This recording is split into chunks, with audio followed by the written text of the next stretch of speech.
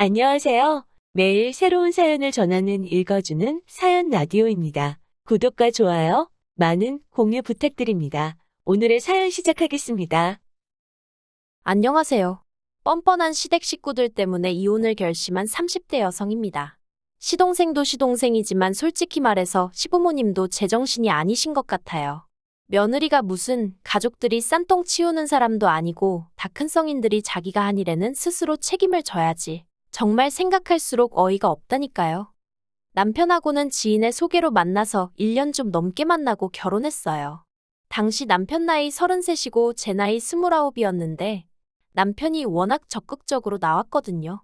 게다가 저희 친정부모님은 그래도 여자가 30 넘기 전에 시집 가는 게 좋다고 생각하시는 옛날 분들이셨죠. 그래서 저도 남편이 싫은 건 아니었지만 약간은 주변에 성화에 결혼을 했다는 느낌도 없잖아 있기는 했답니다.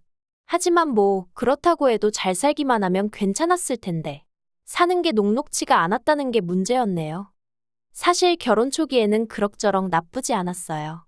시댁에서 장남이라고 돈도 해주셨고 그래서 그 돈으로 충분하지 않아서 친정에서도 보태주시긴 했지만 아무튼 아파트 전세로 들어갔거든요. 그리고 그 집에서 나름대로 알콩달콩 신혼살림을 꾸려나갔죠. 그런데 그 돈 5천만 원이었거든요. 그 5천만 원을 가지고 이렇게 표현해도 될지 모르겠지만 그 돈을 빌미로 정말 사람을 어찌나 오라가라 하시는지 죽을 맛이었어요. 그러다 조금만 당신 뜻대로 안 된다 싶으면 내가 그 돈을 어떻게 마련했는지 아냐. 부모가 한 푼도 안 해줘서 지하방부터 시작하는 애들도 널렸다. 배가 불렀다. 고마운 줄을 모른다. 배은망덕하다. 정말 별의별 말씀을 다 하시더라고요. 그래도 뭐 남편이나 저나 능력이 안 되니 막말로 그 돈 돌려드릴게요. 소리도 못하고 정말 찍소리도 못하고 2년을 살았어요. 그런데 2년 후 시부모님이 정말 황당한 말씀을 꺼내셨습니다. 시동생이 장가를 가야 되는데 돈이 없으시다는 거예요. 저희 결혼할 때 당신들이 가진 돈을 전부 다 줘서요. 그러니까 시동생 장가 미천은 저희더러 대라는데 어이가 없었죠. 그리고 곰곰이 생각해보니까 그렇게 해주게 되면 저희는 시부모님한테 돈 5천 받았다는 이유로 평생을 끌려다니게 생겼고 그런 와중에 시동생한테 한미천 해준들 저희가 뭐 시부모님이 저희 부려먹듯이 시동생을 부려먹을 수 있는 것도 아니고 그러고 싶은 생각도 없었고요. 아무튼 시쳇말로 수지타산이 안 맞는 거예요. 그래서 제가 남편더러 대출을 받아서라도 시부모님한테 받은 5천 토해드리자 했네요. 그 돈으로 시동생 장가를 보내시던지 뭘 하시던지 알아서 하시게 하고 우리는 그만 끌려다니자고요. 그랬더니 남편도 좋다 하대요. 물론 막 좋아하면서 적극적으로 동의를 한 것은 아니었고요. 제가 느끼기에 내키진 않지만 자기가 봐도 딱히 별 수가 없으니 알겠다 하는 눈치였죠. 그래서 친정부모님께 손 벌리고 대출도 받고 이리저리 땡겨서 5천 만들었습니다. 그리고는 시동생 장가미천 얘기 나오고 딱 2주 만에 돈 만들어서 가져다 드렸죠. 그랬더니 시부모님이 저희더러 괘씸하다면서 이 돈으로 시동생 장가 미천이라고 대주면 되는 거지 굳이 결혼할 때 받은 돈을 돌려드리겠다고 표현하는 이유가 뭐냐는 거예요. 마음 같아선 이제 저희 그만 부려먹으시란 뜻이에요 하고 소리라도 지르고 싶었습니다. 아마 어머님도 이런 제 마음을 눈치채셨으니 그렇게 화를 내셨던 거겠죠. 아무튼 돈을 돌려드리면서도 욕이란 욕은 다 들은 것 같아요. 하지만 욕보다 더 황당한 건 2년 동안 물가가 올랐는데 이자는 안 주냐는 겁니다. 진심은 아니셨을 거라고 괘씸해서 하신 소리실 거라고 생각했어요. 하지만 이튿날이고 그 다음날이고 계속 이자 타령을 하시는 거 보고는 그냥 하신 소리가 아니구나 싶은 게 어이가 없었죠. 그래서 법정이자 계산해서 그것도 보내드렸어요. 그리고 남편한테 이제 정말 계산 확실히 끝났으니까 나도 예전 같지는 않을 거라고 그랬네요. 저도 이때 나름대로 화가 많이 났었거든요. 그리고 이후로 당연히 시부모님과 제 관계는 소원해질 수밖에 없었습니다. 어머님은 부모 말이라면 꼼짝을 못하던 장남이 저를 만나서 계산적으로 변했다며 매사 제 탓을 하기 시작하셨고 그런 어머님을 상대하는 게 버겁다며 남편은 언젠가부터 다시 시부모님 뜻에 맞춰드리더라고요. 심지어 한 번은 시동생이 결혼하고 얼마 되지 않았을 때였어요. 시부모님 결혼기념일이 다가오고 있었는데 남편이 어떻게 챙겨드리자 하는 뭐 가타부타 말이 없더라고요. 저도 물론 딱히 나서서 상황을 주도하고 싶진 않았고요. 그리고 시부모님 결혼기념일을 하루 앞둔 날, 남편이 회사에서 출장이 잡혔다며 2박 3일로 강원도를 다녀와야 한다대요. 그래서 제가 무슨 출장이 이렇게 갑자기 잡히냐고 했어요. 시댁에는 나 혼자 가봐야 하나 싶어서 걱정이 되기도 했죠. 그런데 남편이 결혼기념일은 두 분이 알아서 보내신다 하시니 신경 쓸 거 없다는 거예요. 조금 의아하긴 했지만 그러냐 하고 알겠다 했습니다. 그리고 다음날 남편이 출장 간다며 나가고 얼마 지나지 않아 시부모님께 전화를 드렸는데 안 받으시더라고요. 오후에 한 번 더 드렸는데도 안 받으시고. 그런데 그날 저녁 집에서 혼자 저녁 먹고 쉬고 있는데 핸드폰으로 문자가 하나 왔어요. 그래서 보니까 강원도 어디 펜션이라고 와 있더라고요. 뭔가 이상하다 싶었습니다. 그런데 더 어이가 없었던 건 곧바로 결제 취소 문자가 왔다는 거예요. 참고로 그 카드는 제 명의의 카드였지만 남편이 들고 다니고 있었거든요. 그래서 저는 남편이 카드를 잃어버린 건지 도대체 무슨 상황인가 싶어서 남편한테 전화를 했어요. 그런데 또 남편은 전화도 안 받고 그래서 결국 펜션에 전화를 해서 자초지종을 설명했습니다. 그랬더니 전화 받은 쪽에서 하는 말이 어떤 가족분들이 와서 바베큐 먹는다고 추가 결제를 했다나요? 그리고 그때 뭔가 느낌이 쎄한 게 그래서 제가 남편 인상착의를 불러주며 혹시 맞냐니까 맞는 것 같다는 거예요.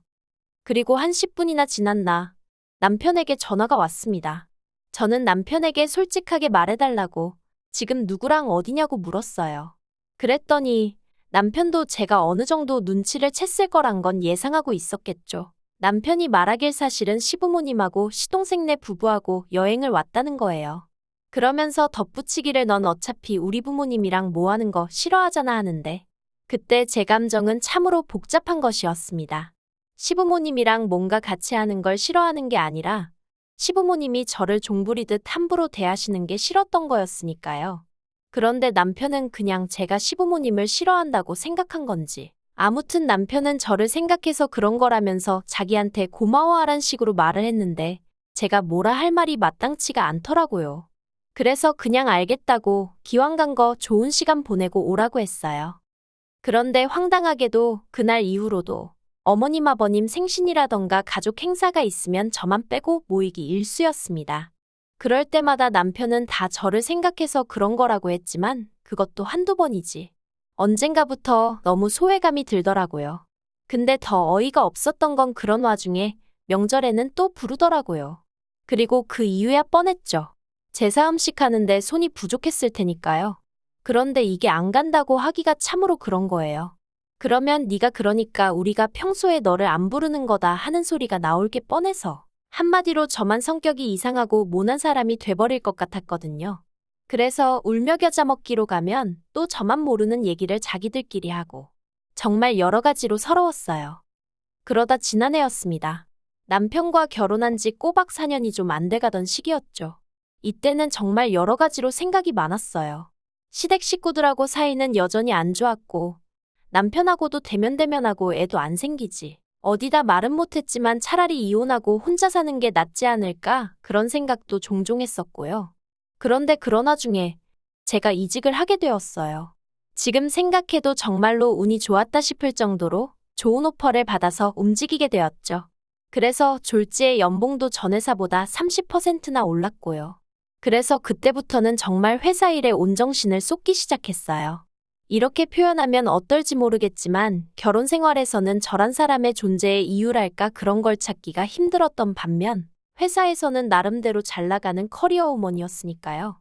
한마디로 저를 알아주는 곳에 더 정성을 쏟게 된 거죠. 그리고 그렇게 정신을 몰두할 곳이 생기고 나니까 시부모님이 저를 어떻게 대하든 남편이 뭐라고 하든 별로 개의치 않게 되는 거예요. 그래서 비록 육체적으론 피곤하고 지쳐갔어도 정신적으론 그 어느 때보다 개운한 시기를 보냈죠. 그런데 그런 제 상황과는 별개로 시댁 식구들 사이에서는 조금씩 잡음이 나오고 있었던 모양입니다. 한 번은 동서에게서 전화를 받았는데 다짜고짜 울고 짜고 난리도 아니었어요.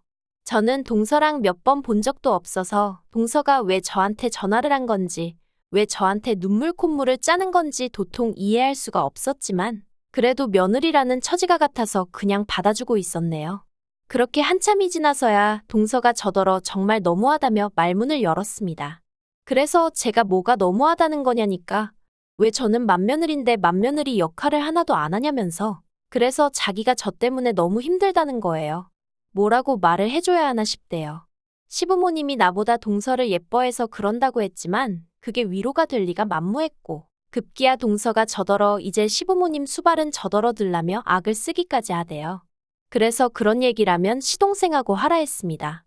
그랬더니 동서가 결혼할 때 돈 3천 받았는데 그걸로 언제까지 이렇게 시집살이를 당해야 하냐면서 아무튼 알 수 없는 소리를 억울하단 말만 반복해가며 계속해서 해대더라고요. 그래서 그때 동서도 어지간히 시달리고 있다는 걸 어느 정도 눈치는 챘네요. 그리고 올해 초였습니다. 결국 시동생하고 동서하고 이혼한단 소리가 들려왔어요. 별로 놀랍지는 않았어요. 작년 명절에 동서 없이 시동생만 온 걸 보고는 동서도 이제 에라 모르겠단 시긴가 보다 싶어서 어느 정도 상황이 안 좋다는 걸 예상은 하고 있었으니까요. 하지만 저를 정말 놀라게 한 건 동서의 이혼 조건이었습니다. 남편이 어이가 없다면서 말을 전하기를 동서가 애도 필요 없다면서 시동생더러 키우라고 했다나 봐요. 털끝 하나 더는 신경 쓰고 싶지 않다면서 자기만 놔달라고 했다나요? 남편은 이 이야기를 전하면서 어떻게 여자가 돼서는 엄마가 돼서는 애를 버리냐며 혀를 차댔는데 솔직히 저는 애는 없었지만 어느 정도 동서의 심정이 이해는 됐어요. 얼마나 이 집 구석이 지긋지긋했으면 그랬을까 싶었달까요. 물론 입 밖으로 내진 않고 생각만 했지만요. 아무튼 그리고 뭐 소송을 한 해 어쩌네 난리도 아니더니 결국 지난달 협의 이혼했다는 소식을 들었습니다. 동서한테 마지막으로 커피나 한잔 하자고 할까 하다가 또 무슨 축하할 일도 아니고 만나서 무슨 얘기를 나누나 싶어서 문자만 하나 보냈어요. 아무튼 고생 많았고 앞으로 좋은 일만 있기를 바란다고요. 그리고 저도 그냥 생각이 많아지대요. 제 결혼 생활을 돌이켜 생각해보니 불편한 건 없었지만 그렇다고 행복한 것도 아니고 이렇게 그냥 부부라는 간판만 달고 있는 게 무슨 의미가 있나 싶기도 했죠. 그런데 이런 저에게 결단을 내리게 한 일이 생겼습니다. 시동생네가 이혼했단 이야기가 들려오고 정말 열흘도 안 돼서였어요. 웬일로 명절도 아닌데 시부모님이 저더러 한번 만나자는 연락을 해오셨더라고요. 도대체 무슨 이야기를 하시려고 그러시나 짐작도 안 갔어요. 꾸역꾸역 생각해낸 게 이제 부려먹을 둘째 며느리가 사라졌으니 다시 나를 찾으시는 건가? 그 정도였죠. 그런데 제 예상은 보기 좋게 빗나갔습니다. 시부모님께선 정말 꿈에도 생각지 못한 이야기를 꺼내셨어요. 바로 시조카에 관한 것이었죠.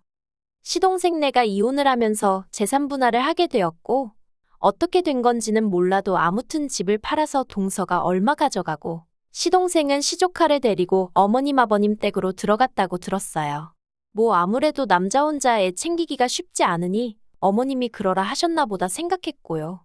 그런데 어머님께서 난데없이 당신 두 손으로 제 손을 꼭 쥐시더니 이제 저더러 맏며느리 노릇도 좀 하고 해야 되지 않겠냐 하시는 거예요. 어이가 없었죠. 맏며느리 노릇이라 그동안에도 솔직히 못 오게 하니 안 갔을 뿐이지. 명절이니 뭐니 그런 때는 제 할 몫은 해왔고 물질적인 부분에선 시동생네보다 저희 부부가 더 해드린 걸로 아는데 갑자기 맏며느리 타령을 하시니 뭐라 해야 하나 싶대요.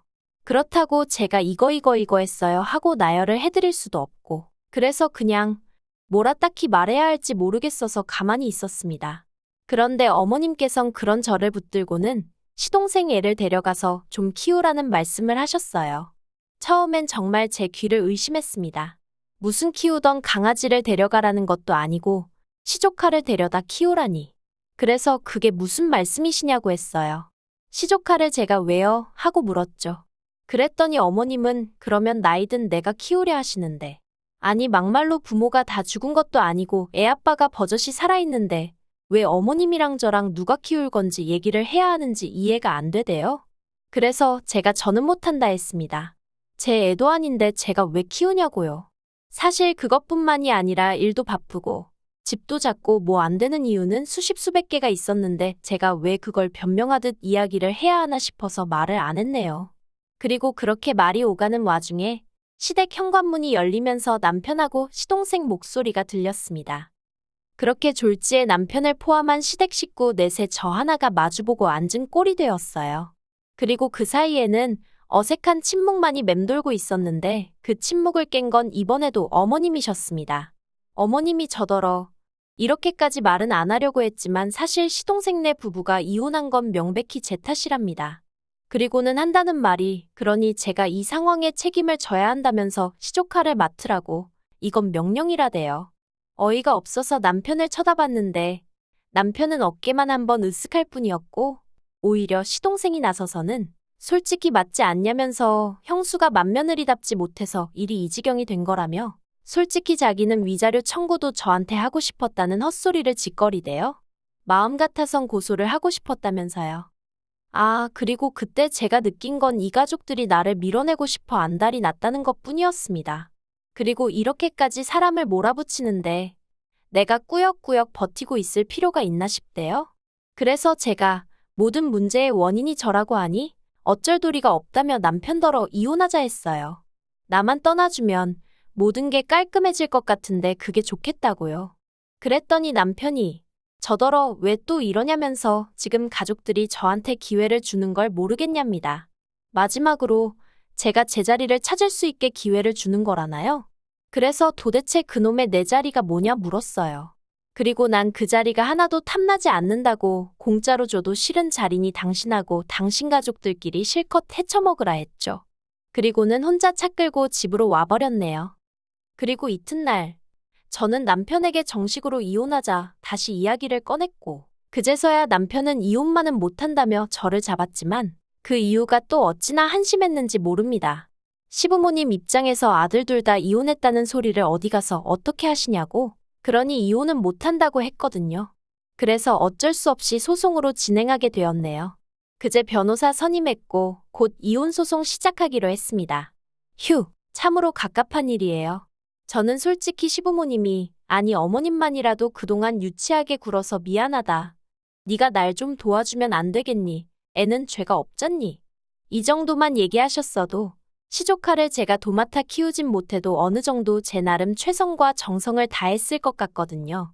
그런데 끝까지 무슨 얼마나 대단한 일을 저한테 맡기는 것 마냥 도도한 척 나오는 어머님도 꼴불견이고 지가 남편 구실을 똑바로 못해서 마누라한테 이혼이나 당한 주제에 그걸 저한테 덮어씌우는 시동생이나 자기 식구들 제정신 아닌 것도 못 본 채 하는 남편 때문에라도 이번만큼은 반드시 이혼해야겠단 생각뿐입니다. 지금도 남편한테서 이혼만큼은 못해준다고 이제라도 빨리 시부모님한테 싹싹 빌라는 개소리가 담긴 문자가 오네요. 두고 보라죠. 반드시 이혼하고 말 거니까요. 긴 이야기 들어주셔서 감사합니다.